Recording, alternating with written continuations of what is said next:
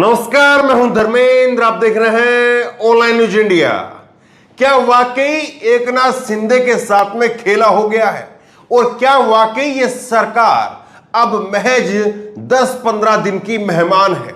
बड़ा सवाल खड़ा हो गया है। जिस तरह से कल एकनाथ शिंदे ने शपथ ली, उसके बाद में देवेंद्र फडणवीस जो कि 5 साल तक मुख्यमंत्री रहे, उन्होंने उप मुख्यमंत्री की शपथ ली। उसके बाद में कई चीजें हमने आपको बताई थी कि किस किस तरह से जो है ये सरकार, अभी भी पिक्चर बाकी है, वो तमाम कहानी जो है हमने आपको बताई थी। 7 अहम पॉइंट आपके सामने रखे थे। लेकिन जब कल इन्होंने शपथ ली, उसके बाद में देर रात तक पूरी कहानी छन करके सामने आई है और ये पूरी कहानी बयां कर रही है कि सरकार जो है, ये सरकार क्या वाकई पूरी चलेगी? क्या ये सरकार वाकई जो है वो अपना जलवा बरकरार रख पाएगी? तो कई चीजें निकल करके सामने आई है। कई वरिष्ठ पत्रकारों ने, कई कानून के जानकारों ने, राजनीतिक विश्लेषकों ने जो है वो अपनी अपनी बात कही है और वहां से तमाम जानकारी जुटा करके मैं आपके सामने रखूंगा और आप भी कहेंगे कि वाकई एकनाथ शिंदे के साथ में बड़ा खेला हो गया।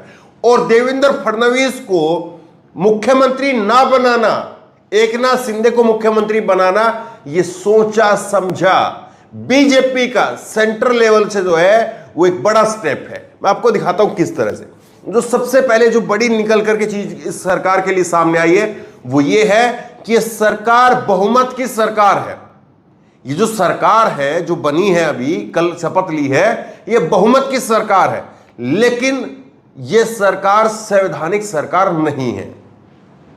अब इस बात को कहने के पीछे तर्क क्या है, जरा आप ये देखिए। आपके सामने ये आंकड़े हैं। महाराष्ट्र में जो सत्ता का समीकरण है, कुल 287 सीटें हैं। 287 सीटों में से 144 जो है वो बहुमत के लिए चाहिए। और बीजेपी और शिंदे गुट, ये भी जो है शिंदे गुट जो है, मैं इसके ऊपर बाद में जो है इसके बारे में अभी जो है आपको बताता हूं कि किस तरह से शिंदे गुट, यही शिंदे गुट की वजह से जो है वो ये सरकार खतरे में है। अब देखिए, बीजेपी प्लस शिंदे गुट मिलकर के बन जाता है 162। यहां पर बीजेपी के जो है, बीजेपी का जो टोटल है वो 106 है और शिंदे गुट जो है वो 49 है।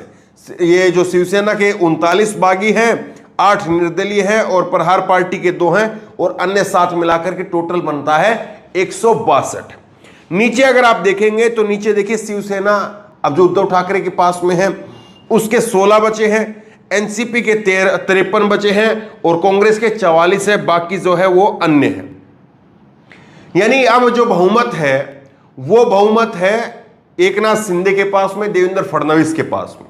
लेकिन सवाल यह है कि जो एकनाथ शिंदे का गुट आप देख रहे हैं, शिंदे गुट, ये जो शिंदे गुट है यही बड़ी समस्या है। समस्या यह है कि शिंदे गुट ने ना अभी तक अपने आप को जो है वो अलग पार्टी या अलग गुट घोषित किया है, ना डिप्टी स्पीकर ने उसकी मान्यता दी है और सुप्रीम कोर्ट के अंदर जो इनका केस चल रहा है और शिवसेना जो है उद्धव ठाकरे के पास में है। तो ये आखिरकार ये जो विधायक हैं, शिंदे गुट के जो विधायक हैं, इनको अगर मान्यता ही नहीं मिलती है तो सरकार अपने आप से जो है वो गैर संवैधानिक सरकार हो जाएगी और इन विधायकों की जो है वो सदस्यता अयोग्य हो जाएगी, ये रद्द कर दी जाएगी। तो ये सरकार फिर अल्पमत में आ जाएगी। तो पहला जो बड़ा कारण है वो यहां से निकल करके सामने आ रहा है। यानी सरकार गिरी तो किसकी सरकार गिरी? एकनाथ शिंदे की सरकार गिरी, देवेंद्र फडणवीस की नहीं गिरी, एकनाथ शिंदे की सरकार गिरी। और इसीलिए देवेंद्र फडणवीस कह रहे थे कि अगर मुझे सीएम बनाना है तो फिर पक्का वाला बनाना पड़ेगा, आप ऐसे ही नहीं बना सकते। लेकिन अगर सीएम नहीं बनाना तो फिर जो है वो मैं सरकार में शामिल भी नहीं होगा। फिर उसके बाद में क्या खेल किया गया? उसके बाद में जो खबरें निकल करके सामने आ रही है, आप हैरान हो जाएंगे इस बात को सुनकर के। कहा यह जा रहा है कि देवेंद्र फडणवीस ने फोन उठाने तक बंद कर दिए थे। और उसके पीछे तर्क क्या है? उसके पीछे तर्क आप देखिए। ये देखिए, सीएम पद नहीं मिलने से खुश नहीं है फडणवीस। कल की खबर है, हमने आपको दिखाई थी, ये एबीपी न्यूज पर चली है, तो ये खबर है। अब देखिए, मैं आपको दिखाता हूं कि जो फोन नहीं उठाना उसके पीछे तर्क क्या है। ये देखिए आप, जेपी नड्डा ने एएनआई को फटाफट बाइट दी। कहा जा रहा है कि देवेंद्र फडणवीस ने फोन नहीं उठाए और उसके बाद में शब्दों पर आप गौर कीजिएगा, क्या लिखा है इसमें? भाजपा के केंद्रीय नेतृत्व ने तय किया है कि देवेंद्र फडणवीस को सरकार में आना चाहिए, इसलिए उनसे व्यक्तिगत, आप देखिए दो तरीके से सरकार ने जो है, बीजेपी ने यहां पर अप्रोच किया है देवेंद्र फडणवीस को, व्यक्तिगत अप्रोच किया है और साथ ही साथ जो है वो आधिकारिक तौर पर आदेश भी दिया है। इसी ट्वीट के अंदर, इसी बाइट के अंदर जो है वो आप देख लीजिए, व्यक्तिगत अनुरोध किया है और केंद्रीय नेतृत्व ने यानी आधिकारिक तौर पर कहा है कि देवेंद्र फडणवीस को महाराष्ट्र के डिप्टी सीएम के रूप में कार्यभार संभाले बीजेपी के राष्ट्रीय अध्यक्ष जेपी नड्डा। तो जेपी नड्डा अचानक से मीडिया के सामने आकर के बात कहते हैं। देखिए, कहीं पर भी सरकार बनानी होती है, आपने बहुत सुना होगा ये चीज, कहीं पर भी किसी भी पार्टी की सरकार बनती है तो जहां पर जब राष्ट्रीय पार्टी होती है, खास करके बीजेपी कांग्रेस जो दिल्ली से चलती हैं, तो दिल्ली से वो उनके मुख्यालय से 2 पर्यवेक्षक या 3 पर्यवेक्षक जो है वो भेजे जाते हैं। कोई भी बड़े सीनियर नेता होता है उनको पर्यवेक्षक के तौर पर, चाहे कांग्रेस पार्टी हो चाहे बीजेपी पार्टी हो, वो पर्यवेक्षक के तौर पर उस राज्य के अंदर भेज दिए और सेंटर से जो बात होनी है, केंद्रीय नेतृत्व से जो बात होनी है, वो पर्यवेक्षक के जरिए होती है। लेकिन यहां पर आपने सुना कि कहीं से कोई पर्यवेक्षक का नाम आया हो? यहां पर जेपी नड्डा को जो है वो खुद आकर के बात क्यों कहनी पड़ रही है?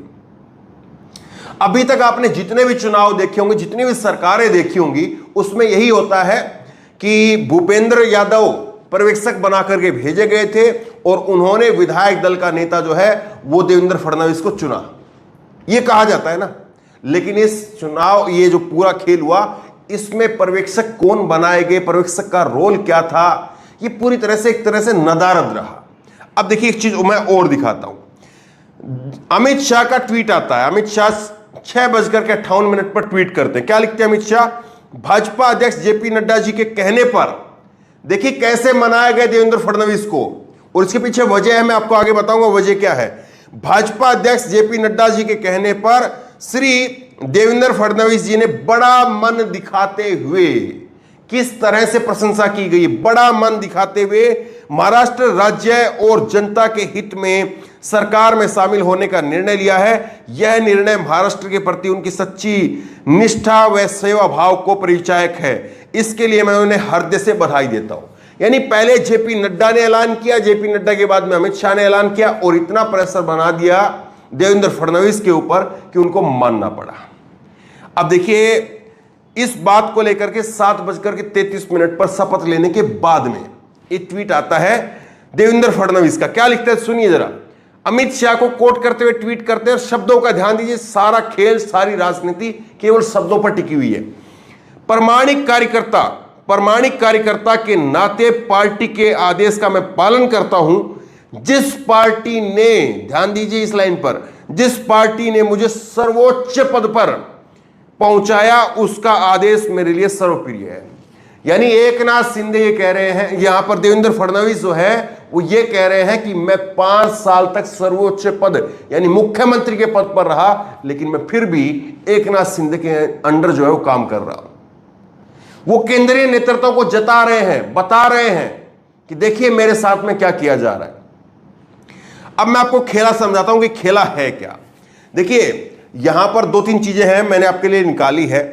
एक तो कोर्ट वाली बात है, जो मैंने कल कहा था कि हाई कोर्ट के अंदर जो है, ये सुप्रीम कोर्ट के अंदर अभी ये पूरा मामला है, 11 जुलाई को सुनवाई होनी है और सुप्रीम कोर्ट जो है इस गुट को अगर अयोग्य करार दे देगा तो फिर ये सरकार अल्पमत में आ जाएगी। दूसरी बात ये है, फडणवीस ये चाहते थे कि मैं बाहर रहूं, मैं मुख्यमंत्री रहा हूं और मैं अब जो है इसके नीचे काम नहीं करूंगा, मैं डिप्टी सीएम नहीं बनना चाहता, मैं बाहर रहना चाहता हूं और मैं किंग मेकर के हैसियत से रहना चाहता हूं, ताकि यहां पर अगर कोई ये सरकार मान लीजिए चलती भी है, मान लीजिए सरकार नहीं गिरती है, चलती भी है, देवेंद्र फडणवीस का ये मानना बताया जा रहा है कि सरकार अगर चलती भी है तो फिर इस सरकार की जो भी गलतियां रहेंगी वो एकनाथ शिंदे के सर पर फोड़ी जाएंगी।